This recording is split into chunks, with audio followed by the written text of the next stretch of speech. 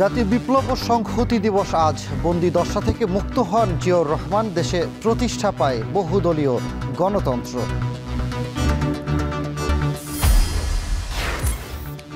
আসছে সপ্তাহে খুলছে রাজধানীর টিটিপাড়া আন্ডারপাস। উপরে রেল আর নিচে বাধাহীন চলবে অন্যান্য যানবাহন।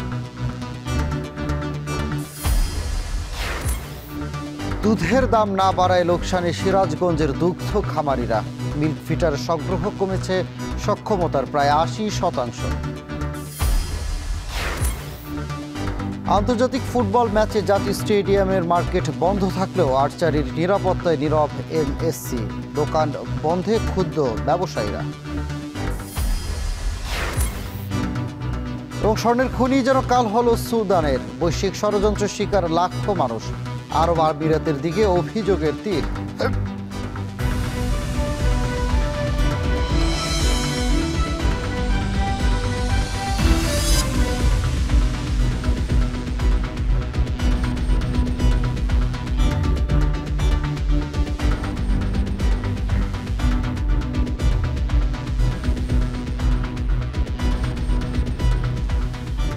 স্বাগত। এখন বাণিজ্যে পুরো আয়োজন আপনাদের সঙ্গে আছে আমি সানি পৃথা।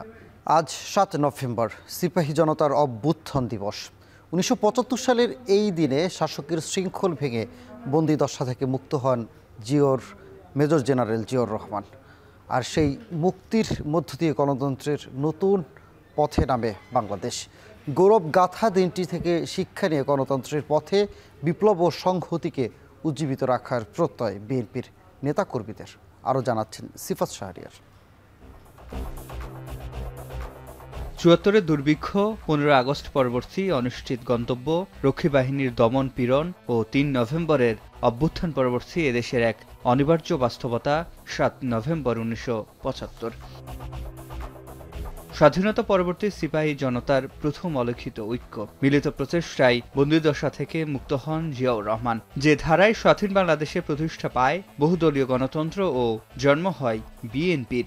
শহীদ প্রেসিডেন্ট জিয়াউর রহমান যে ছিল মানুষের আশার ভরসার স্থল, সেই জিয়াউর রহমানকে বন্দি করা হয়েছিল মানুষ, সিপাহী জনতা একসাথে যে তাকে বন্দিশালা থেকে মুক্তি করে তাকে নিয়ে ঘাড়ে, আমরা তো দেখেছি, এটা তো আমরা তো দেখার মানুষ, তো আমরা তো ঘাড়ে করে নিয়ে তারা আনন্দ করেছে। সিপাহী জনতার এই বিপ্লবের মাধ্যমে নিশ্চিত গৃহযুদ্ধ থেকে মুক্তি মেলে বলে মত বিএনপির এই দুই শীর্ষ নেতার। সিপাহী জনতাদের মিলিত প্রচেষ্টার ফলে দেশে একটি ভালো সরকার আসে এবং জিয়াউর রহমান অত্যন্ত সততা এবং দেশপ্রেমের সাথে দেশ পরিচালনা করে জনগণের প্রশংসার দাবিদার হন। জিয়াউর রহমানের শক্ত নেতৃত্ব এবং মানুষের আস্থা জিয়াউর রহমানের উপরে সব মিলে ৭ই নভেম্বর হচ্ছে একটা মাইলস্টোন। ৭ই নভেম্বর না হলে, আর জিয়ার উত্থান না হলে হয়তো বাংলাদেশে অন্যরকম একটা বাংলাদেশ দেখতাম আমরা, হয়তো একটা গৃহযুদ্ধওয়ালা বাংলাদেশ দেখতাম আমরা। প্রবীণ এই রাজনীতিবিদ মনে করেন, সে সময়ের চলমান পরিস্থিতি নিয়ন্ত্রণ ও সেনাবাহিনীকে শৃঙ্খলায় ফেরাতে জিয়াউর রহমানই ছিল ভরসা। ৭ই নভেম্বর সেনাবাহিনীতে কিছু বিশৃঙ্খলাও হয়। ১৪ জন নিরীহ অফিসারকে সৈনিকেরা হত্যা করে কর্নেল তাহেরের এবং জাসদের নির্দেশে। এই সিচুয়েশনে জেনারেল জিয়াই সেদিন সেনাবাহিনীকে আবার শৃঙ্খলার মধ্যে নিয়ে আসতে পারেন। অন্য কারো পক্ষে এই উচ্ছৃঙ্খল সৈনিকদেরকে নিয়ন্ত্রণ আনা সম্ভব ছিল না। বহুদলীয় গণতন্ত্র চর্চার মধ্য দিয়ে এই বিপ্লব ও সংহতিকে উজ্জীবিত রাখার আহ্বান রাজনৈতিক বিশ্লেষকদের। খাদ্য উৎপাদন দ্বিগুণ করতে হবে। সিফাত শাহরিয়ার, এখন, ঢাকা। আসছে সপ্তাহে খুলে দেওয়া হবে টিটিপাড়া আন্ডারপাস।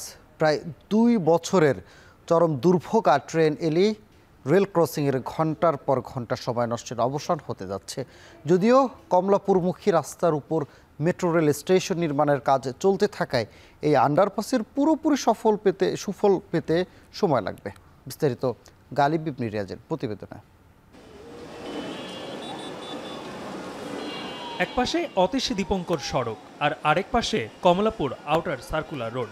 মাঝে টিটিপাড়ার এই লেভেল ক্রসিং, যা দুই পাশে চলাচলকারী মানুষের কাছে দুর্ভোগের আরেক নাম। অফিস, স্কুল কিংবা শহরের এক প্রান্ত থেকে আরেক প্রান্তে যেতে লাখ লাখ মানুষ ব্যবহার করে এই সড়ক। এই দুর্ভোগ লাঘবে তৈরি করা হয়েছে টিটিপাড়া আন্ডারপাস। পদ্মা সেতু রেল সংযোগ প্রকল্পের আওতায় ২ বছরের কর্মযজ্ঞের শেষে এখন এই আন্ডারপাস উদ্বোধনের অপেক্ষায়। নিচ দিয়ে ৬ লেনের রাস্তার মধ্যে ৪ লেনে চলবে যান্ত্রিক যানবাহন। ৫ মিটার উচ্চতার গাড়ি নির্বিঘ্নে চলাচল করতে পারবে আন্ডারপাস দিয়ে। আর দুই পাশে রিক্সা সাইকেলের আলাদা লেনের পাশাপাশি পথচারীদের জন্য রাখা হয়েছে ফুটপাত। প্যাডেল চালিত যানবাহনকে যেন বেশি ঢালুতে নামতে না হয় তার জন্য দুই পাশের লেনকে মাঝের ৪ লেনের থেকে উঁচু করা হয়েছে। এখন উপরে রেল আর নিচে অন্যান্য যানবাহন বাধাহীন চলাচল করবে। রোড মার্কিং, মাঝের ডিভাইডারে ফুলের গাছ, সড়কের দুই পাশের ল্যাম্পপোস্ট সবকিছু মিলিয়ে আন্ডারপাসের সৌন্দর্য এখন দৃশ্যমান। তবে এর পেছনে এই এলাকার মানুষের দীর্ঘদিনের সীমাহীন কষ্টের গল্পও আছে। বিকল্প রাস্তা না থাকার কারণে রাস্তা বন্ধ করে তৈরি করতে হয়েছে আন্ডারপাসটি, যার কারণে দীর্ঘ পথ ঘুরে চলাচল করতে হয়েছে পথচারী ও যানবাহনগুলোকে। নষ্ট হয়েছে মূল্যবান কর্মঘণ্টা। টিটিপাড়ার রাস্তাটা বন্ধের কারণে আমাদের যে কষ্ট, মনে হয় যে খিলগাঁও দিয়ে মানিকনগর দিয়ে ঘুরে যায়, যাইতে মনে হয় কমসে কম 2.5 ঘন্টা 3 ঘন্টা সময় লাগে। কাজ করাকালীন রাস্তাটা বন্ধ করে দিচ্ছে, এখানে যাইতেই দেয় নাই। ওই পাশ দিয়ে ঘুরে যাইতে হয়েছে, কিংবা ওই স্টেশন দিয়ে ঘুরে যাইতে হয়েছে। রাস্তা পুরা জ্যাম থাকে সবসময়, অনেক কষ্ট। এখন এই যে আন্ডারপাসটা হয়েছে তো ভালোই লাগতেছে। অবশ্য নিজেদের সীমাবদ্ধতার কথা স্বীকার করে দুর্ভোগের জন্য দুঃখ প্রকাশ করলেন প্রকল্প ব্যবস্থাপক। জানালেন প্রকল্প বাস্তবায়ন করতে গিয়ে চ্যালেঞ্জের কথা। আমাদের এটার ক্ষেত্রে যেটা সমস্যা যেটা ছিল সেটা হচ্ছে স্পেস লিমিটেশনস। আমার ঠিক ডান পাশে আইসিটি অবস্থিত, কমলাপুর আইসিটি। এই আইসিটি কর্তৃপক্ষ তাদের একটা বেশ কিছু অংশ এই আন্ডারপাসের নির্মাণের জন্য তারা ছেড়ে দিয়েছিল, কিন্তু এর থেকে বেশি আর আমরা এখানে উন্মুক্ত করতে পারি নাই। ফলে এখানে যে একটা বাইপাস নির্মাণ করাটা মোটেও সম্ভবপর ছিল না। আরও একটা প্রতিবন্ধকতা হচ্ছে যে এটা ডেপথ অফ এক্সকাভেশন অনেক বেশি। সো এখানে যদি আমাদের ছোট আকারেও যদি আমরা কোনো একটা বাইপাস রোডের ব্যবস্থা করি, সেটা জনসাধারণের জন্য সেটা রিস্কি হয়ে দাঁড়াতো। মূল সড়ক থেকে 11 মিটার নিচ দিয়ে আন্ডারপাস তৈরি করায় ভরা বর্ষায় যেন পানি না জমে তার জন্য আছে আধুনিক নিষ্কাশন ব্যবস্থা। টিটিপাড়া আন্ডারপাসের জন্য একটি আলাদা রেইন ওয়াটার পাম্প ওয়েল করা হয়েছে, যেখানে আমাদের আন্ডারপাসের সকল পানি তার নিজস্ব গ্রেডিয়েন্টের মাধ্যমে ওই পাম্প ওয়েলে যাবে এবং সেখানে আমার 75 কিলো ওয়ার্ডে আলাদা 4টি পাম্প রয়েছে, যেটা তার স্বয়ংক্রিয়ভাবে লেভেল অনুসারে পানি পাম্প করে পার্শ্ববর্তী একটি সিটি কর্পোরেশনের ক্যানেলে আছে, সেখানে এই পানিগুলোকে পৌঁছায় দেবে। সবকিছু ঠিক থাকলে আসছে সপ্তাহে খুলে দেওয়া হবে আন্ডারপাসটি। এরপর যেন এই স্থাপনার সঠিক রক্ষণাবেক্ষণ হয় সেই দিকে নজর রাখার কথা মনে করিয়ে দিলেন প্রকল্প ব্যবস্থাপক। মূলত এটা রক্ষণাবেক্ষণ শুধুমাত্র একটি গোষ্ঠীর মাধ্যমে হবে না বা একটি স্টেক হোল্ডারের মাধ্যমে, বিশেষ করে যে পাম্প হাউস এটাকে সঠিকভাবে এটা মেনটেনেন্স করা এবং যাতে করে দুর্যোগকালীন সময় যাতে এটা প্রপারলি অপারেট করতে পারে সেটাকে নিশ্চিত করা, এই কাজটা রেলওয়েকে নিতে হবে। আশা করা যায় যে সরকারি আদেশ বলে আগামী সপ্তাহে আমাদের এই আন্ডারপাসটা খুলে দেওয়া হবে। প্রায় 2 বছরের কর্মযজ্ঞ শেষে আর কিছুদিন পরেই খুলে দেওয়া হবে টিটিপাড়া এই আন্ডারপাসটি। এরপরে এই এলাকার মানুষজন মনে করছে তাদের যে জনদুর্ভোগ এতদিনের সেটি হয়তো শেষ হবে, কিন্তু তা কিন্তু নয়। কারণ কমলাপুর মেট্রো রেল স্টেশনের নিচের রাস্তা এখন পর্যন্ত বন্ধ রয়েছে। এই রাস্তা দিয়ে যদি বড় যাত্রীবাহী বাস এখন পর্যন্ত চলাচল না করার সুযোগ পায়, তাহলে পুরোপুরি এই স্থাপনার সুফল কিন্তু এলাকার মানুষ পাবে না। গালিব ইবনে রিয়াজ, এখন, ঢাকা। মালয়েশিয়ার বেঁধে দেয়া 10 শর্ত পূরণের সমর্থ রিক্রুটিং এজেন্সিগুলোকে তালিকাভুক্ত করতে সক্ষমতার প্রমাণসহ আবেদন গ্রহণ করেছে প্রবাসী কল্যাণ ও বৈদেশিক কর্মসংস্থান মন্ত্রণালয়। ইতিমধ্যে কিছু প্রতিষ্ঠানকে প্রত্যয়ন দিয়েছে মন্ত্রণালয়, তবে পিছিয়ে থাকা প্রতিষ্ঠানগুলোর বিষয়ে মন্ত্রণালয়কে বিবেচনা করা ও শর্ত শিথিলের পরামর্শ দিচ্ছে কর্মী রপ্তানিকারক প্রতিষ্ঠানগুলো। শর্ত মেনে নিতে পারলে জনশক্তি পাঠানো সহজ হবে বলছে বাইরা সংশ্লিষ্টরা। বিস্তারিত জানাচ্ছেন কামরুল হাসান জনি। প্রায় 2.5 বছর স্থগিতাদেশ থাকার পর গত আগস্ট মাসে নতুন করে কর্মী নিতে আগ্রহ দেখায় মালয়েশিয়া। সম্প্রতি বিদেশি রিক্রুটিং এজেন্সিকে 10টি বাধ্যতামূলক মানদণ্ড বেঁধে দেয় দেশটি। এতে করে ভারত, নেপাল, পাকিস্তান, মিয়ানমারের মতো কর্মী পাঠানোর সমান সুযোগ আসে বাংলাদেশের। অভিন্ন মানদণ্ডে নিজেদের প্রমাণ করতে প্রবাসী কল্যাণ ও বৈদেশিক কর্মসংস্থান মন্ত্রণালয়ের ঘোষণা অনুযায়ী আবেদন শুরু করে বৈধ লাইসেন্সধারী রিক্রুটিং এজেন্টরা। ইতোমধ্যে প্রায় 350 থেকে 400 আবেদন জমা পড়েছে। শুক্রবার শেষ হচ্ছে এই আবেদনের সময়। কিছু এজেন্সি গুড কন্টাক্ট সার্টিফিকেটও পেয়েছে। জনশক্তি কর্মসংস্থান ও প্রশিক্ষণ ব্যুরো কার্যালয়ে প্রত্যয়ন প্রত্যাশীদের ভিড় ছিল বৃহস্পতিবার বিকেলেও। অতিরিক্ত ভিড়ে দুপুর পর্যন্ত তালা ঝুলিয়ে রাখা হয় কর্মসংস্থান অনুবিভাগে, যদিও এই বিষয়ে কথা বলতে রাজি হয়নি কর্তৃপক্ষ। মালয়েশিয়ার বেঁধে দেওয়া মানদণ্ডে নিজেরা সক্ষম বলছেন Bangladesh overseas employment and services লিমিটেডের ব্যবস্থাপনা পরিচালক। গত বছর প্রস্তুতি নেওয়া প্রায় ৮,০০০ কর্মীকে নতুন করে দেশটিতে পাঠানোর প্রস্তুতিও নিচ্ছে এই প্রতিষ্ঠান। বোয়েসেল যে কাজটি করছে সেটি হচ্ছে গত বছর প্রায় ৮,০০০-এর মতো মানুষ যেতে পারেনি, সে মানুষগুলোকে নিয়েই এখন হচ্ছে যে বোয়েসেল কাজ করছে। তাদের একটা সংখ্যা আমরা আশা করছি যাবে এবং সেভাবে প্রিপারেশন নেওয়া হচ্ছে। দেশের অনেক রিক্রুটিং এজেন্সি মালয়েশিয়ার বেঁধে দেওয়া শর্ত পূরণে সক্ষম, তবে কোনো প্রতিষ্ঠান পিছিয়ে থাকলে বিষয়টি মন্ত্রণালয় বিবেচনা করার পরামর্শ বাইরার সাবেক মহাসচিবের। যে 10টা কন্ডিশন দিচ্ছে, এটার মধ্যে 10টা হলে অনেকের 9টা ফুলফিল করতে পারবে, এটা মন্ত্রণালয় দেখবে। মন্ত্রণালয় যেহেতু ওয়ার্কিং কমিটির মিটিংয়ে তারা কথা বলতেছে, মন্ত্রণালয় যেহেতু কান্ট্রি টু কান্ট্রি তারা কথা বলতেছে, তারা বিষয়গুলো অ্যাড্রেস করবে। আমার তো মনে হয় যে বেসরকারি রিক্রুটিং এজেন্সিগুলি যদি সেই মানদণ্ড মেনটেন করে, আজকে যেহেতু মালয়েশিয়ান শ্রমবাজার যে বন্ধ হয়েছে, সেই বন্ধটা কিন্তু হয়তো থাকবে না।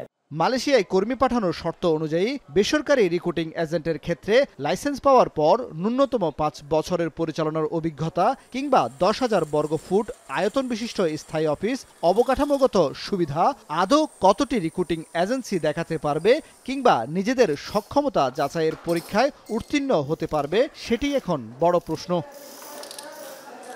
কামরুল হাসান জনি, এখন, ঢাকা। রাজধানী সহ দেশের বাজারে কিছুটা কমেছে সবজির দাম, তবে পেঁয়াজ আলুরও দাম বেড়েছে, এতে ক্ষুব্ধ ক্রেতারা। এনে বিস্তারিত জানাতে রাজধানীর কারওয়ান বাজার থেকে যুক্ত হচ্ছেন শাহরিয়ার জামান পুলক এবং সিলেটের পাইকারি বাজার থেকে যুক্ত হচ্ছেন সন্দীপন শুভ। আমরা শুরুতেই রাজধানী কারওয়ান বাজারে পুলকের সাথে যুক্ত হতে চাই। পুলক, জানাবেন যে পেঁয়াজের দামে লাগাম টানা যাচ্ছে না কেন, আর অন্যান্য শীতের সবজির সরবরাহ কেমন দেখছেন, জানাবেন।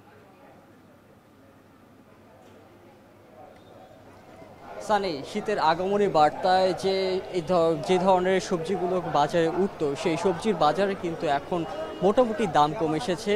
ক্রেতা পর্যায়ে কিন্তু এখন যে শ্বাস নেওয়ার যে ছিল সেই জিনিসটা কিন্তু এখন এসে পড়েছে। ক্রেতারা বলছেন তারা এখন খুব স্বাচ্ছন্দ্যভাবেই কাঁচা বাজারটি সম্পন্ন করতে পারছেন, কিন্তু এর মধ্যেই কাঁচা বাজারের সবজির দাম কমতে কমতেই বেড়ে গিয়েছে পেঁয়াজের দাম। পেঁয়াজের এখন বর্তমানে কেজি চলছে 100 থেকে 110 টাকা করে কেজি। যারা বিক্রেতারা রয়েছেন, বিক্রেতারা বলছেন যে আমদানি কিছুটা ব্যাহত হয়েছে, যেটা আমদানি ব্যাহত হওয়ার মূল কারণ হচ্ছে বেশ কয়েকদিন যাবৎ বর্ডার থেকে পেঁয়াজ আমদানি বন্ধ থাকার কারণে এই দামটা কিছুটা বেড়েছে, যেটি আমদানি আবার স্বাভাবিক হলেই সেই জিনিসটি স্বাভাবিক অবস্থায় ফিরে আসবে বলে তারা বলছেন। এর মধ্যে যদি একটু সবজি বাজারের বাকি যে সবজিগুলো রয়েছে সেগুলোর দাম জানিয়ে রাখতে চাই, সেখানে লাউ বিক্রি হচ্ছে 50 টাকা এবং বেগুনও কিন্তু যে গোল বেগুনটিও গত সপ্তাহে আমরা দেখেছি যে 150 থেকে 200 টাকার ঘরে বিক্রি হচ্ছিল, সেটি এখন 70 টাকায় বিক্রি হচ্ছে। যে লম্বা বেগুনটি সেটিও কিন্তু প্রায় একই দামেই বিক্রি হচ্ছে। পাশাপাশি যে শীতের যে সবজি ফুলকপি বাঁধাকপি রয়েছে সেগুলো কিন্তু এখন 30 থেকে 50 টাকার মধ্যে বিক্রি হচ্ছে। এছাড়া মরিচের যে দাম ঊর্ধ্বগতি ছিল, প্রায় 2 সপ্তাহ আগে আমরা দেখেছিলাম 200 থেকে 250 টাকা দরে বিক্রি হচ্ছিল, সেটি এখন 100 টাকায় বিক্রি হচ্ছে। এছাড়া শিম এবং বরবটির দামটি কিছুটা অস্থিতিশীলই রয়েছে, বা বলা চলে যে কিছুটা অপরিবর্তন রয়েছে। এখনও শিম এবং বরবটি 80 থেকে 100 টাকার মধ্যেই বিক্রি হচ্ছে। এছাড়া টমেটোর দামও অপরিবর্তন রয়েছে, 120 টাকার ঘরে বিক্রি হচ্ছে।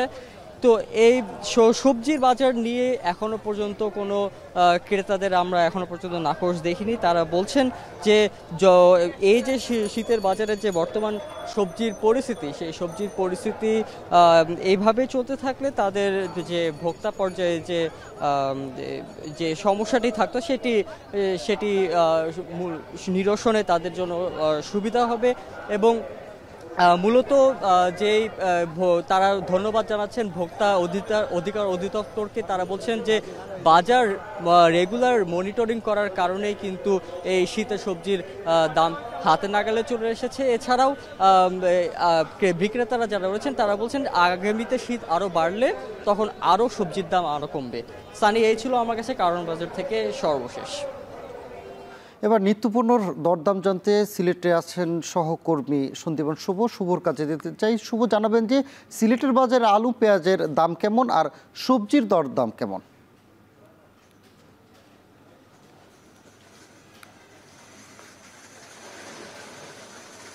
জানি, দেখুন, শীতকাল মাত্র শুরু হয়েছে এবং ইতোমধ্যে কিন্তু আমরা দেখতে পেয়েছি যে কিছু কিছু সবজির দাম কমেছে, কিন্তু চাপ বেড়েছে এই পেঁয়াজ এবং আলুর ক্ষেত্রে। বিশেষ করে পেঁয়াজের দাম কিন্তু এখন লাগামহীনভাবে বাড়ছে। আমি আজকের বাজার দরটি আপনাকে আগে প্রথমেই জানাতে চাই। আজকের বাজার দর হচ্ছে 110 থেকে 120 টাকা কিন্তু খুচরা বাজারে এই পেঁয়াজ বিক্রি হচ্ছে। এবং এই যে পেঁয়াজের দাম, এটি কিন্তু মাত্র 3 দিন আগেও আমরা যখন এসেছি তখন কিন্তু দামটি শুনেছিলাম যে 70 থেকে 75 টাকায় বিক্রি হচ্ছে এবং খুচরা বাজারে 80 টাকায় বিক্রি হচ্ছে। এখন পাইকারি বাজারে এটি 105 থেকে 110 টাকায় বিক্রি হচ্ছে। আসলে এক সপ্তাহের মধ্যে এভাবে 35 থেকে 40 টাকা বেড়ে যাওয়া, এটা কিন্তু আসলে আতঙ্কের ব্যাপার। বিশেষ করে ক্রেতারা বলছেন এটি আসলে তাদের জন্য কোনোভাবেই বহন করা সম্ভব হচ্ছে না এবং অনেকে কিন্তু পেঁয়াজ ছাড়া রান্নাবান্না করছেন। এবং একই সাথে যদি আমি বলি এই পেঁয়াজের দাম বাড়ার কারণ সম্পর্কে, এই পেঁয়াজের দাম কিন্তু বেড়েছে আমদানি, অন্যান্য আগে কিন্তু অন্যান্য দেশ থেকে, পার্শ্ববর্তী দেশ থেকে আমদানি করা হতো, সেই আমদানি কমেছে এবং এর পাশাপাশি উৎপাদন, যেটি উৎপাদনের যে সিজন শেষ হওয়া, উৎপাদনও কিন্তু দেশীয় পেঁয়াজের কমে গেছে। এটিকেই মূল কারণ বলছেন এখানকার বিক্রেতা বা ব্যবসায়ীরা। আর এর পাশাপাশি যদি বলি এখানে কোনো কৃত্রিম সংকট তৈরি করা হচ্ছে কিনা, এটাও কিন্তু খতিয়ে দেখার জন্য দাবি করেছেন ক্রেতারা। আমি বলতে হয় আলুর কথা, আলুর দামও কিন্তু বেশ বেড়েছে, 4 থেকে 5 টাকা কিন্তু খুচরা বাজারে বেড়েছে। গত সপ্তাহে আমরা যেমনটি দেখেছিলাম মাত্র 21 থেকে 22 টাকায় কিন্তু পাওয়া যাচ্ছিল আলু, আজকে কিন্তু আজকের বাজারে সেটি 25 থেকে 26 টাকায় বিক্রি হচ্ছে। এবং সেই সাথে আমি যদি বলি যে এই আলু এবং পেঁয়াজে কিন্তু স্বস্তি নেই বললেই চলে, কিন্তু সবজির বাজারে কিছুটা স্বস্তি রয়েছে। সবজি কিন্তু আজকের গড় যদি বলি, গড়ে কিন্তু 40 থেকে 50 টাকায় সবজি পাওয়া যাচ্ছে। বিশেষ করে শিমের দাম, টমেটোর দাম এবং ফুলকপি বাঁধাকপির দাম অনেকটাই কমেছে, কিন্তু স্বস্তি নেই সেই পেঁয়াজের দামটি বেড়ে যাওয়ায় ক্ষুব্ধ রয়েছেন এখানকার ক্রেতারা। তারা বলছেন যে এটি বাজার মনিটরিংয়ের একটি দুর্বলতা রয়েছে, বাজার মনিটরিংয়ের প্রয়োজন। তো সানি, এই ছিল আসলে পেঁয়াজ এবং আলু বাজার থেকে আমার কাছে সর্বশেষ খবরাখবর। সবজির বাজারে দরদাম জানাতে রাজধানী ও রাজধানীর বাইরে থেকে যুক্ত ছিলেন সহকর্মীরা। দুধের ন্যায্য মূল্য পাচ্ছে না দুগ্ধ ভাণ্ডার হিসেবে পরিচিত সিরাজগঞ্জের শাহজাদপুরের খামারিরা। গোখাদ্যের দাম ক্রমাগতভাবে বাড়লেও মিল্ক ভিটা দুধের দাম না বাড়ানোর প্রতিনিয়ত লোকসান গুনতে হচ্ছে তাদের। দুধের ন্যায্য মূল্য নিশ্চিত না করায় মিল্ক ভিটা থেকে মুখ ফিরিয়ে নিচ্ছেন অধিকাংশ সমবায় খামারি। এতে দুগ্ধ উৎপাদনকারী প্রতিষ্ঠানগুলো মিল্ক ভিটার দুধ সংগ্রহ কমেছে সক্ষমতার 80%। রিফাত রহমানের প্রতিবেদনে বিস্তারিত। দেশের প্রধান দুগ্ধ উৎপাদনকারী এলাকা সিরাজগঞ্জের শাহজাদপুরে রয়েছে প্রায় 30,000 খামার। এসব খামার থেকে প্রতিদিন উৎপাদিত 5 লাখ লিটার দুধ দেশের চাহিদার সিংহভাগ পূরণ করে। খামারিদের কাছ থেকে যা সংগ্রহ করে মিলভিটা, প্রাণ, আড়ং ও আকিস সহ বিভিন্ন বিপণন প্রতিষ্ঠান। মিলভিটার আওতাধীন সমবায় সমিতির সদস্যদের দুধ সরবরাহ করতে হচ্ছে প্রতি লিটার 48 থেকে 51 টাকায়, আর অন্যান্য বেসরকারি দুগ্ধ সংগ্রহকারী প্রতিষ্ঠান ও ঘোষেরা প্রতি লিটার দুধ কিনছেন 60 থেকে 65 টাকা দরে। দামের এমন তারতম্যের কারণে ক্রমাগত লোকসান গুনতে থাকা খামারিরা নিয়ম রক্ষায় স্বল্প পরিমাণে দুধ সরবরাহ করছে মিলভিটায়। ফলে মিলভিটার প্রতিদিন দুধ সংগ্রহ 2 লাখ থেকে কমে দাঁড়িয়েছে 15 থেকে 20,000 লিটারে। 30-40 বছর 50 বছর আগে যখন মিলভিটা শুরু হয় তখন দুধ ঘোষের মাধ্যমে গেছে, ঘোষের থেকে দুধ মিলভিটা বেশি দাম দিল, তাই আমাদের এলাকাবাসী মিলভিটা দুধ দিল। এখন মিলভিটায় 1 লিটার দুধ যে দাম দেয় 55 টাকা লিটার দুধের দাম পাওয়া যায়। 1 কেজি ভুষের দামও 50 থেকে 55 টাকা মার্কেটে। মিলভিটায় যদি আপনার দুধের দাম দেয় 50 টাকা, আমরা বাইরে দুধ বিক্রি করি 60 টাকা 62 টাকা। তাহলে লিটারে 8 টাকা 10 টাকা ডিফারেন্স। আমার যে পরিমাণ মিলভিটাই থেকে দুধের দাম দেয় এই 45-50 টাকা, এটা খোলবুসির দাম বেশি। খাদ্যের সাথে তো ডিফারেন্স না থাকে তাহলে কিভাবে খামারিরা পোষাবে? 60 টাকা দুধের দাম চেয়ে বারবার মিলভিটায় তাগাদা দিয়েছি এবং মিলভিটায় বর্তমানে 3 মাস ধরে কমিটি নাই এবং সমবায় দ্বারা কমিটি পরিচালিত না হওয়ার জন্য আমাদের কথা কেউ শোনে না। তবে মিলভিটা কর্তৃপক্ষ বলছে মিলভিটা পরিচালনা কমিটি না থাকায় দুধের দাম বৃদ্ধির বিষয়ে সিদ্ধান্ত নিতে পারছেন না তারা। আগস্টের 2 তারিখে আমাদের কমিটির মেয়াদ চলে গেছে, তারপরে কিন্তু এই যে দীর্ঘদিন এ পর্যন্ত আমাদের ম্যানেজিং কমিটি নাই, আমাদের চেয়ারম্যান নাই, ডাইরেক্টর নাই, ভাইস চেয়ারম্যান কেউ নাই। সুতরাং সিদ্ধান্ত নিবে এটাকে, আমরা তো এখন মানে গার্জিয়ান ছাড়া অবস্থায় আছি। বাঘাবাড়ির এই মিলভিটার আওতাধীন 550 সমবায় সমিতির সদস্য রয়েছে অন্তত 25,000, আর এই শিল্পের সাথে প্রত্যক্ষ ও পরোক্ষভাবে জড়িত রয়েছে কয়েক লাখ মানুষ। এই অঞ্চলের দুগ্ধ শিল্পকে রক্ষায় কার্যকর উদ্যোগ গ্রহণের দাবি সমবায় খামারিদের। রিফাত রহমান, এখন সিরাজগঞ্জ। এদিকে জাতীয় বিপ্লব ও সংহতি দিবস উপলক্ষে দেশব্যাপী নানা কর্মসূচির আয়োজন করেছে বিএনপি ও এর অঙ্গ সংগঠন। বিষয় আরও জানাতে জিয়র রহমানের সমাধিস্থল থেকে যুক্ত হচ্ছেন সহকর্মী সিফাত শাহরিয়ার। সিফাত, জানাবেন যে জাতীয় বিপ্লব ও সংহতি দিবস উপলক্ষে বিএনপির কি কি কর্মসূচি রয়েছে?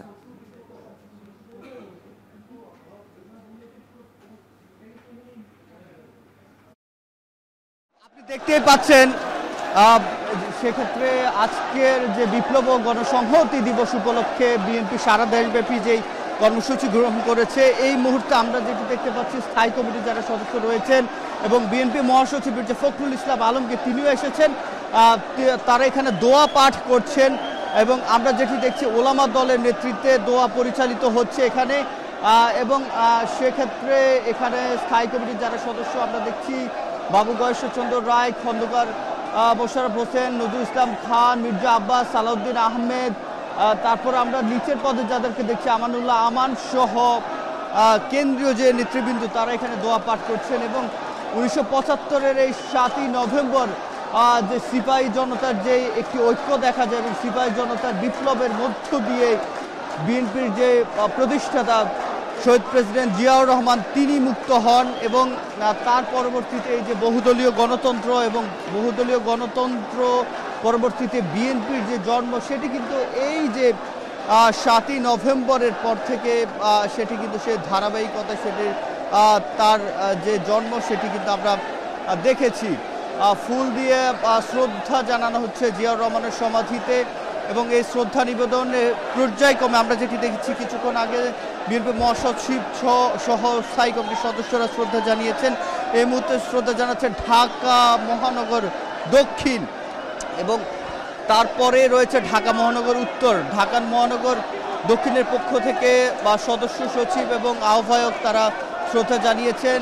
ঢাকা মহানগর উত্তরের পক্ষ থেকে সদস্য সচিব এবং আহ্বায়কের নেতৃত্বে তারা শ্রদ্ধা জানাচ্ছেন এবং কিছুক্ষণ পরেই বিএনপি মহাসচিব মির্জা ফখরুল ইসলাম আলমগীর কথা বলবেন এবং এই যে বিপ্লব ও সংহতি দিবস তার 50 বছর আজকে তারা তাদের যে আনুষ্ঠানিকতা সেগুলো কিন্তু শেষ করছেন এবং বিএনপি নয়, শুধু বিএনপির যে অঙ্গ সংগঠন সহযোগী সংগঠনগুলো রয়েছে তারা এখানে এসে ফুল দিয়ে শ্রদ্ধা জানাচ্ছেন। কিছুক্ষণ আগে আমরা যেটি দেখেছি যে বিভিন্ন এলাকা থেকে এই শেরে বাংলা নগর অর্থাৎ জিয়াউর রহমানের সমাধি বরাবর এবং এই সমাধিতে আশপাশের যে এলাকা রয়েছে সেখানে বিএনপি এর অঙ্গ সংগঠনের যে নেতাকর্মীরা তাদের যেই আমরা কোলাহল সেটি কিন্তু দেখছি। তারা আজকের এই দিনে তাদের দলের প্রতিষ্ঠাতা জিয়াউর রহমানকে মূলত স্মরণ করতে চান এবং এখানে যে জটলাটি দেখতে পাচ্ছেন কিছুক্ষণের মধ্যে এখানে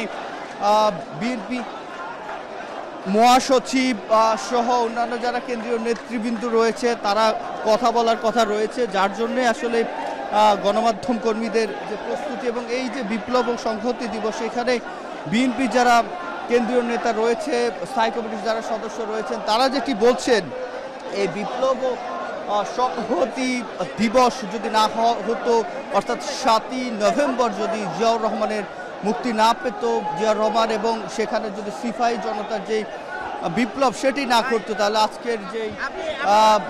আজকের যে বাংলাদেশ অর্থাৎ আজকে যে বিএনপি কিংবা বহুদলীয় গণতন্ত্রের যে প্রতিষ্ঠাতা জিয়াউর রহমান, সেই বহুদলীয় গণতন্ত্রের প্রতিষ্ঠা ঘটতো না। এবং আমরা যেটি দেখছি এই মুহূর্তে কথা বলার জন্য প্রস্তুতি গ্রহণ করছেন বিএনপি মহাসচিব সহ যারা কেন্দ্রীয় নেতৃবৃন্দ রয়েছেন তারা কিছুক্ষণের মধ্যেই কথা বলবেন। এবং সে সময়ের যে অস্থিতিশীলতা ৭৫-এর ৭ই নভেম্বরের আগে কিংবা ১৫ আগস্টের পরবর্তী যে সময়গুলো রয়েছে সেই সময়গুলোতে যে অস্থিতিশীলতা, সে অস্থিতিশীল পরিস্থিতিকে নিয়ন্ত্রণে আনার জন্য একমাত্র বলা হচ্ছিল যে জিয়াউর রহমানই যোগ্য ব্যক্তি ছিলেন এবং রাজনৈতিক বিশ্লেষকরাও সেটি মনে করেন। এবং সেই অনুযায়ী পরবর্তী সময়ে যে আজকের যে বহুদলীয় গণতন্ত্র কিংবা বিএনপির উত্থান সেটি ঘটে। আমরা একটু সরাসরি যেতে চাই। মানুষ ঐক্যবদ্ধভাবে আধিপত্যবাদের চক্রান্তকে বঞ্চনা করে দেয় এবং এই দেশের সবচেয়ে জনপ্রিয় এবং মহানায়ক, রাষ্ট্রনায়ক, স্বাধীনতার ঘোষক শহীদ প্রেসিডেন্ট জিয়াউর রহমান বীর উত্তমকে গৃহবন্দী থেকে উদ্ধার করে নিয়ে এসে তাকে রাষ্ট্র পরিচালনার দায়িত্ব অর্পণ করা হয়। এই দেশটি ছিল বাংলাদেশের অগ্রগতির একটা টার্নিং পয়েন্ট। শহীদ প্রেসিডেন্ট জিয়াউর রহমান একদলীয় ব্যবস্থা থেকে বহুদলীয় গণতন্ত্রে ফেরত দিয়ে আসেন। মাল্টি পার্টি ডিসিপ্লিন ডেমোক্রেসি তিনি চর্চা করেন। তিনি সংবাদপত্রের স্বাধীনতা দেন, বিচার বিভাগের স্বাধীনতাকে নিশ্চিত করেন এবং জনগণের গণতান্ত্রিক যে অধিকার, সেই অধিকারকে তিনি নিশ্চিত করার চেষ্টা করেন।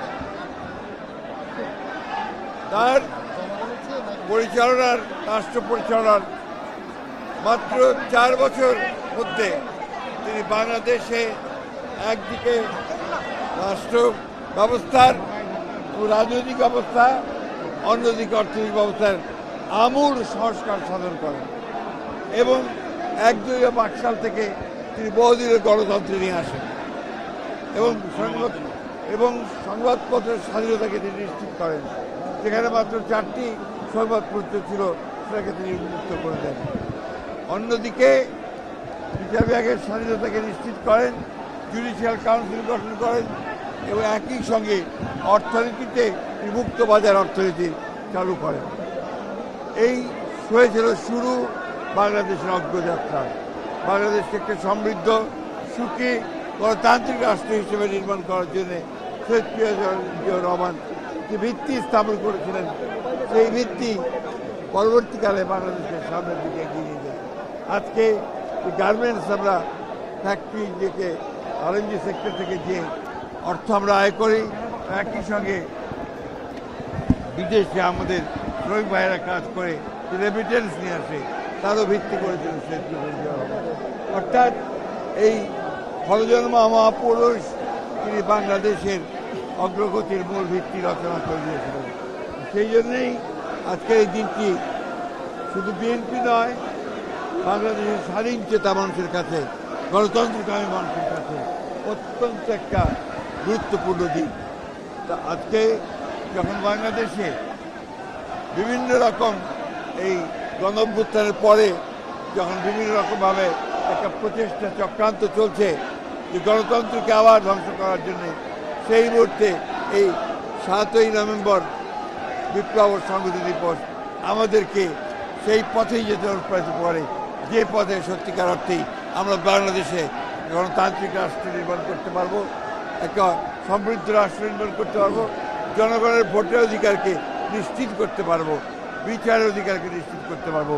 সেই লক্ষ্যেই বাংলাদেশ এগিয়ে যাবে, বিএনপি এগিয়ে যাবে, আমরা সেই লক্ষ্যে কাজ করে যাব। মাননীয় মহাসচিব, আমরা জানতে পেরেছি যে জামায়াতের নায়েবে আমির আপনাকে কল দিয়েছিল এবং আলোচনা প্রস্তাব দিয়েছে। মূলত কোন বিষয়ে আলোচনা প্রস্তাব? জাতীয় সংহতি বিপ্লব দিবস উপলক্ষে কথা বলছিলেন বিএনপির মহাসচিব মির্জা ফখরুল ইসলাম আলমগীর। সরাসরি যুক্ত ছিলাম সেখানে। খুলনায় দুর্বৃত্তদের গুলিতে এক ব্যক্তি নিহত হয়েছেন। বৃহস্পতিবার রাতে রূপসা থানাধীন ৩ নং নৌহাটি ইউনিয়নের রহিমনগর গ্রামে এই ঘটনা ঘটে। নিহত সোহেল হাওলাদার রহিমনগর গ্রামের বাসিন্দা।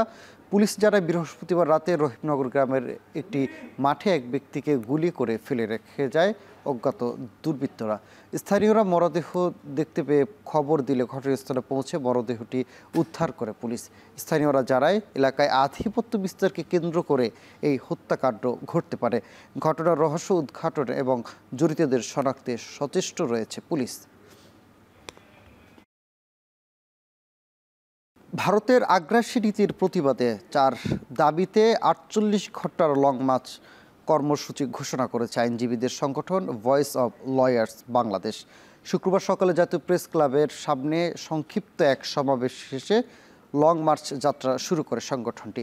সমাবেশে বক্তারা বলেন, সীমান্তে প্রতিনিয়ত বাংলাদেশি নাগরিকদের গুলি করে হত্যা করে ভারত তার আগ্রাসী ও হিংস্র নীতির নির্মম চেহারা প্রকাশ করেছে।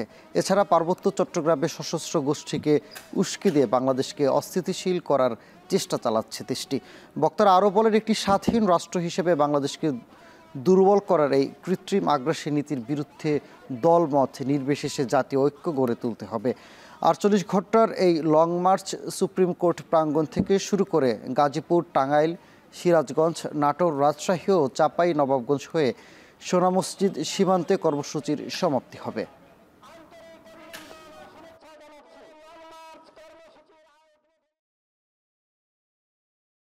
এবার আন্তর্জাতিক প্রসঙ্গ। মামদানির বিজয়ের মধ্য দিয়ে দীর্ঘ সময় পর বৈশ্বিক রাজনীতিতে সুবাতাস বইতে শুরু করেছে। তার মধ্যে লন্ডনের প্রথম মুসলিম মেয়র সাদিক খানের ছায়া দেখতে পাচ্ছেন লন্ডনবাসী। এদিকে মামদানিকে বিভাজনের উপর ঐক্য প্রতিষ্ঠার প্রতীক হিসেবে বর্ণনা করেছেন লন্ডনের মেয়র সাদিক খান। বিস্তারিত জানাচ্ছেন তানফির জনে। সদ্য 34-এ পা দেয়া ভারতীয় পিতামাতার সন্তান জোহরান মামদানির গায়ের রং বাদামি, ধর্ম ইসলাম এবং রাজনীতিতে ঘোর বামপন্থী। ট্রাম্পের চোখে যিনি শুধু বহিরাগতই নন, একজন অবৈধ অভিবাসীও। অথচ নিউ ইয়র্ক সিটির দায়িত্ব এখন এই মামদানির হাতেই। ট্রাম্পের কঠোর অভিবাসন নীতির মধ্যেও তিনি ঘোষণা দিয়েছেন নিউ ইয়র্ক অভিবাসীদের শহর। এতেই ঘুম হারাম ট্রাম্পের।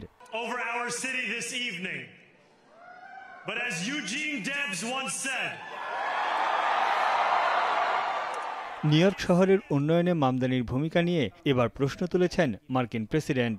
তার মতে, একজন কমিউনিস্ট মেয়র শহরের অবকাঠামো পরিকল্পনায় অবদান রাখতে পারবেন না। এই সময় নিজের অভিবাসন নীতির উপর সাফাই গিয়েছেন Trump. If he is a communist, you know there's not going to be a lot of activity. So you wouldn't need bridges and tunnels and all the different things that were being planned for New York, I think. And look, I hope New York does well. মামদানির এই উত্থান রূপকথাকেও হার মানাবে। তার এই জয় বহুভাষী, বহু ধর্ম ও সংস্কৃতির মানুষের বিজয়। ভয়ভীতি ও বিভক্তি উপেক্ষা করে ভোটাররা মেয়র নির্বাচিত করেছেন এই ডেমোক্রেট নেতাকে। মামদানির বিজয় দীর্ঘ সময় পর বৈশ্বিক রাজনীতিতে সুবাতাস বইতে শুরু করেছে।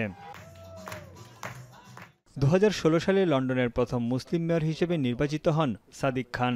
যুক্তরাষ্ট্রের সবচেয়ে বড় শহরের প্রথম মুসলিম মেয়র হিসেবে নির্বাচিত হওয়ার পর মামদানিকে স্বাগত জানান তিনি। এ সময় সাদিক খান বলেন, লন্ডন ও নিউ ইয়র্কে সংখ্যালঘু মুসলিম প্রার্থীদের ভোট না দিতে মানুষকে ভয় দেখানোর চেষ্টা ব্যর্থ হয়েছে।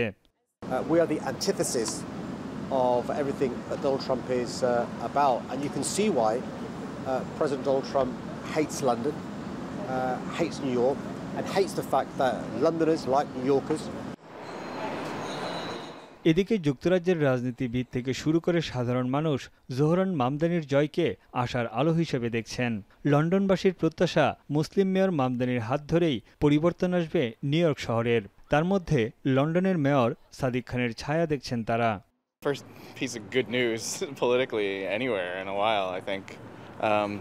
I don't know, gives everybody a bit of hope that maybe something good can happen. It's exciting and hopefully a time for change, a strong voice in America that is much needed.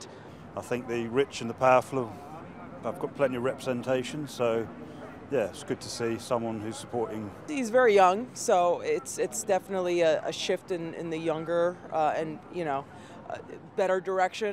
নিউইয়র্কের 10 লাখের বেশি মানুষ vote দিয়ে তাদের নগরপিতা হিসেবে বেছে নিয়েছেন Zohran মামদানিকে। বিশেষজ্ঞদের মতে নিউইয়র্ক, নিউজার্সি ও ভার্জিনিয়ায় ডেমোক্র্যাট প্রার্থীদের জয় বিশ্বের বিভিন্ন রাজনৈতিক দলের জন্য শিক্ষণীয়। তানভীর জনি, এখন বিশ্ব। কাজ হোক যাই সাথে এক্সপার্ট চাই, না টাইট লুজ যদি করতে হয় তবে এক্সপার্ট টুলসেই নিশ্চিত জয়। এক্সপার্ট হার্ডওয়্যার টুলস, সকল কাজের এক্সপার্ট সমাধান। স্বর্ণের খনিকে কাল হয়ে দাঁড়িয়েছে সুদানের লাখ লাখ মানুষের জন্য। দেশটির আধা সামরিক বাহিনীর কাছে থাকা বিপুল পরিমাণ স্বর্ণের খনির জন্য আন্তর্জাতিক ষড়যন্ত্রের শিকার সুদানের লাখ মানুষ। আর এক্ষেত্রে অভিযোগের তীর সংযুক্ত আরব আমিরাতের দিকে। বিস্তারিত জানাচ্ছেন জাহানারা ভূঁইয়া। গাজা ও ইউক্রেন যুদ্ধ বন্ধে যখন বিশ্বব্যাপী মাতামাতি, তখন সবার চোখের আড়ালে নারকীয় হত্যাযজ্ঞ চলছে উত্তর পূর্ব আফ্রিকার দেশ সুদানে। গত ৩ বছর ধরে দেশটির সেনাবাহিনীর সঙ্গে দেশটির আধা সামরিক বাহিনী, র্যাপিড সাপোর্ট ফোর্স বা RSF এর ক্ষমতা দখলের লড়াইয়ে রণক্ষেত্র রাজধানী খার্তুম, দারফুর সহ কয়েকটি অঞ্চল, যার বলি হয়ে প্রাণ গেছে প্রায় 1.5 লাখ নিরীহ মানুষের, বাস্তুচ্যুত হয়েছে লাখ লাখ বাসিন্দা। ক্ষমতার দিক থেকে অসম এই দুই বাহিনীর লড়াইয়ের পেছনে কে বা কারা ইন্ধন যোগাচ্ছে তা এখন বড় প্রশ্ন হয়ে দাঁড়িয়েছে। বিশ্লেষকদের মতে দেশটির সেনাবাহিনী সুদানের স্বাধীনতা ও ঐক্য ধরে রাখতেই আধা সামরিক বাহিনীর বিরুদ্ধে যুদ্ধ করে যাচ্ছে। অপরদিকে বিদেশি ষড়যন্ত্রের সঙ্গে তাল মিলিয়ে ভিন্ন ভিন্ন লক্ষ্যে সেনাবাহিনীকে প্রতিহত করতে চাইছে আধা সামরিক বাহিনী। এরই মধ্যে RSF এর নেতারা সুদানের বেশিরভাগ সোনার খনির দখল নিয়েছে। এছাড়াও সুদানের আকর্ষণীয় সব বাণিজ্যিক পণ্য তাদের অধীনে। 2024 সালের হিসেব অনুযায়ী RSF এর কাছে 10 টন সোনার মজুত রয়েছে। সুদানের সঙ্গ শহরে যেখানে গোল্ড রিফাইন করা হয় তাও রয়েছে বিদ্রোহী এই গোষ্ঠীটির অধীনে।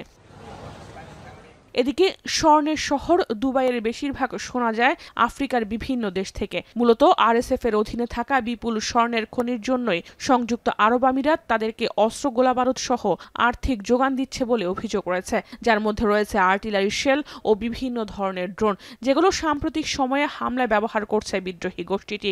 এর বিনিময়ে সুদানকে নিজেদের কবজায় রাখতে চায় মধ্যপ্রাচ্যের দেশটি, যদিও পুরোপুরি বিষয়টি অস্বীকার করে আসছে আবুধাবি। অপরদিকে মিশর, তুরস্ক ও ইরানের বিরুদ্ধে নিজ নিজ স্বার্থে সুদানের সেনাবাহিনীকে মদদ দেওয়ার অভিযোগ রয়েছে। ইনস্টিটিউট অফ ওয়ারের তথ্য মতে সুদানের সীমান্তবর্তী মিশর লাখ লাখ শরণার্থীকে আবারও নিজ দেশে ফেরত পাঠাতে চায়। এ কারণেই সুদানের আন্তর্জাতিকভাবে স্বীকৃত সরকারের সেনা সদস্যদের সমরাস্ত্র সরবরাহের পাশাপাশি প্রশিক্ষণ দিচ্ছে কায়রো। জাহানারা ভূঁইয়া, এখন বিশ্ব। এবার খেলার প্রসঙ্গ। 200-র বেশি আর্চারের অংশগ্রহণে 8 নভেম্বর জাতীয় স্টেডিয়ামে শুরু হচ্ছে এশিয়ান আর্চারি চ্যাম্পিয়নশিপ। নিরাপত্তা নিশ্চিতে ফেডারেশনের পক্ষ থেকে বেশ কয়েকদিন আগে চিঠি দেওয়া হলেও জাতীয় ক্রীড়া পরিষদের নেই কোনো সাড়া। তবে নভেম্বরে পুরুষ নারী ফুটবল দলের ম্যাচ ঘিরে 7 দিন জাতীয় স্টেডিয়ামে দোকান বন্ধ রাখার ঘোষণা দিয়েছে NSC। বিস্তারিত শরীফ রওশনের প্রতিবেদনে। চান মিয়া ঊর্ধ্বমূল্যের বাজারে গ্রামের পাট চুকিয়ে ঢাকার যান্ত্রিক শহরের কোলাহলে কাটিয়ে দিয়েছেন দীর্ঘ 34 বছর। ঢাকার গুলিস্তান স্টেডিয়াম মার্কেটে দোকান নেয়ার সামর্থ্য না থাকায় বাইরের একটি অংশে মাত্র 3 ফিট জায়গায় মোবাইলের ব্যাক কভার বিক্রি করেই 2 সন্তান আর স্ত্রীসহ 4 জনের সংসারের হাল টেনে যাচ্ছেন তিনি একাই। তবে পরিবারের উপার্জনক্ষম একমাত্র ব্যক্তির কপালে চিন্তার ভাঁজ। আন্তর্জাতিক ম্যাচ হলেই বন্ধ থাকে স্টেডিয়াম মার্কেট। তাতে বেচা কেনার দুর্দিনে সে ক্ষতি পুষিয়ে উঠতে বেশ হিমশিম খান চান মিয়ার মতো বাকি দোকানিরাও। আগে যেমন খেলাধুলা হইলে বন্ধ আছে, এখন বর্তমানে তো আর কারো দায়িত্ব নাই, লিগা মনে করেন বন্ধ থাকে। আগে তো একটা দায়িত্ব ছিল, তাই মনে করি স্টেডিয়াম খেলাধুলা হইলে বন্ধ করতে। যাদের খেলা আরম্ভ হয়েছে দোকানপাট খুলে দিচ্ছে, বড় কাছে বলে তখন তারও সমস্যা হয়ে যায়। পোলাবান্দি স্কুলের বেতন, তারপরে যে বাজার, এগুলো অনেক চাপ করে যায়। গেলবার বাংলাদেশ সিঙ্গাপুর এবং বাংলাদেশ হংকং ম্যাচের আগে স্টেডিয়াম মার্কেট বন্ধ ছিল বেশ কয়েকদিন। তাতে স্টেডিয়ামের ক্রীড়া সরঞ্জাম, ইলেকট্রনিক্স পণ্যসহ বিভিন্ন ব্যবসায় প্রতিষ্ঠানের ২০ কোটি টাকারও বেশি ক্ষতি হওয়ার কথা জানিয়েছেন দোকান মালিক সমিতি। এবারও নভেম্বরে বাংলাদেশ পুরুষ দলের ২টি আন্তর্জাতিক ম্যাচ এবং নারী ফুটবল দলের ত্রিদেশীয় টুর্নামেন্ট থাকায় প্রায় ৭ দিন বন্ধ থাকার চিঠি এরই মধ্যে স্টেডিয়ামের দোকান মালিক সমিতিকে পাঠিয়েছে জাতীয় ক্রীড়া পরিষদ। বাবুর সাথে কথা বলছি, এনএসসির সাথে কথা বলছি, কিন্তু ওনারা বলছেন যে আপনাদের সমন্বয় করে আমরা একটা চিঠি দেব, কিন্তু এই চিঠিটা কিন্তু আমাদের সমন্বয় করে দেয় নাই। যদি এরকম প্রত্যেকবারই বন্ধ দিয়ে দেয়, আমরা একটা সময় দেখা যায় যে স্টেডিয়াম ইলেকট্রনিক ব্যবসা থাকবে না। ফুটবল অ্যাথলেটিক্সের পর ঐতিহাসিক এই স্টেডিয়ামে ৩০ দেশের ২০০-রও বেশি আর্চারদের অংশগ্রহণে বিশাল আয়োজনে হবে এশিয়ান আর্চারি চ্যাম্পিয়নশিপ টুর্নামেন্ট। নিরাপত্তার স্বার্থে ফুটবল ম্যাচের আগে এনএসসি কঠোর হলেও আর্চারির ক্ষেত্রে ভিন্ন মনোভাব পরিষদের। আমি এখন রিয়াদে আছি, এর মধ্যে আমি থাকাকালীন অবস্থায় পাইনি, এর মধ্যেও চিঠি দিয়েছেন কিনা আমার নলেজে নাই। যদি চিঠি ওনারা দিয়ে থাকে তাইলে আপনার হয়তো বা আমরা চিন্তা ভাবনা করবো। ভেহিকেল নিয়ে আমরা কনসার্ন, তার থেকে বেশি হচ্ছে এখানে বহিরাগত লোকজন যারা ড্রাগস নেয়, যারা এখানে রাত্রি যাপন করে, এটা আমাদের জন্য বেশি কনসার্ন।